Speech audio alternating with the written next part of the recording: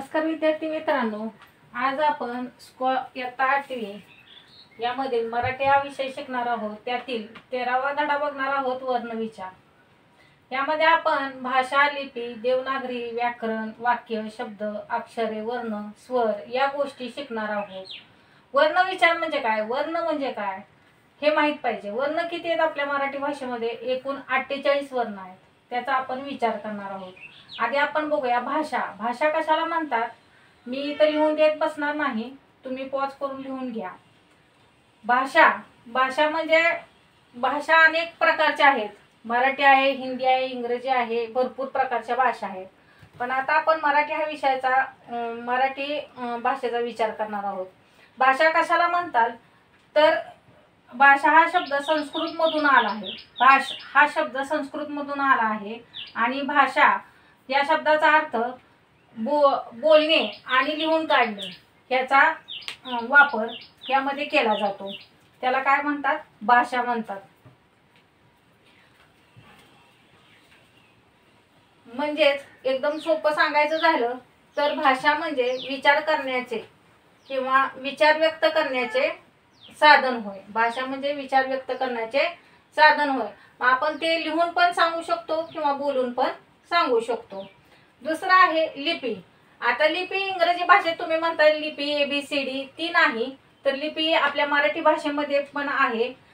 लिपी कशाला म्हणतात तर आवाजाच्या किंवा ध्वनीच्या सांकेतिक खुणांनी आपण जे लेखन करतो, म्हणजे आता इंग्रजीत ABCD आहे, ए म्हटलं की आपण ए काढतो, तर मराठीमध्ये पण अ म्हटलं की अ काढतो। तसंच आवाजाची किंवा ध्वनीच्या सांकेतिक खुणांनी आपण जे लेखन करतो त्याला लिपी म्हणतात। त्याला काय म्हणतात? लिपी म्हणतात। देवनागरी भाषा। आता देवनागरी भाषा म्हणजे काय तर भाषेचे लेखन मराठी बालबोध लिहित करणे किंवा लिखित करणे त्याला काय म्हणायचं? देवनागरी भाषा म्हणतात। बघा, भाषेचे लेखन मराठी बालबोध या लिपीत करणे म्हणजे त्याला काय म्हणायचं? देवनागरी भाषा म्हणतात। व्याकरण। आता पुढचं काय? व्याकरण।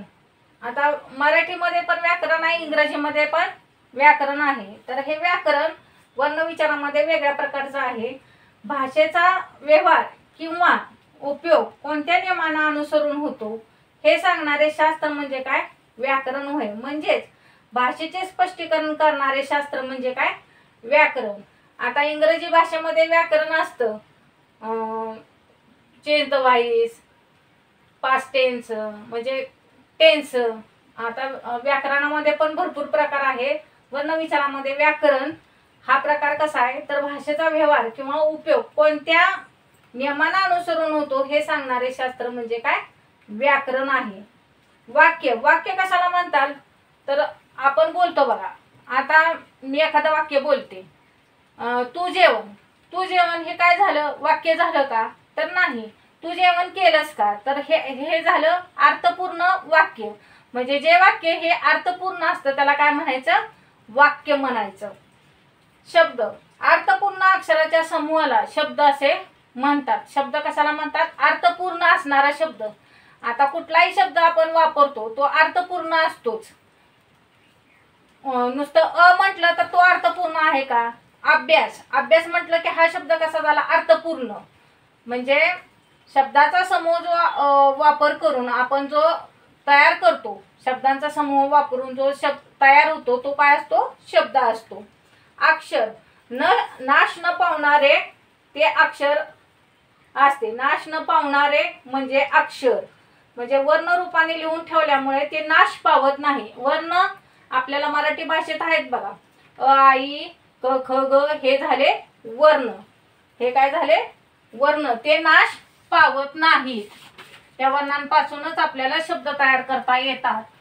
या वर्णांचे 4 प्रकार पडतात। या वर्णांचे काय? 4 प्रकार पडतात।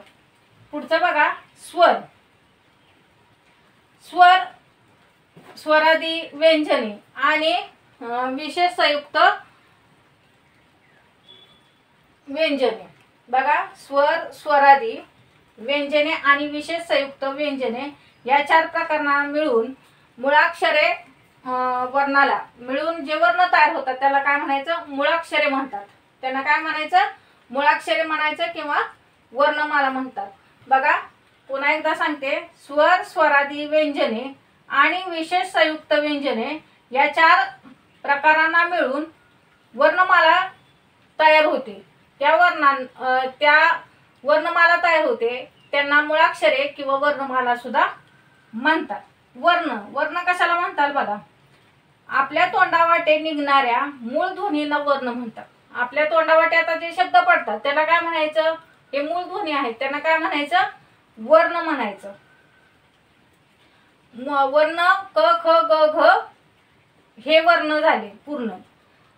बघा मराठी भाषेत एकूण 48 वर्ण आहेत. मराठी भाषेत किती आहेत, एकूण 48 वर्ण आहेत. आता स्वर कशाला म्हणतात, मराठी भाषेमध्ये एकूण 14 स्वर आहेत. मराठी भाषेमध्ये एकूण किती आहे, 14 स्वर आहेत.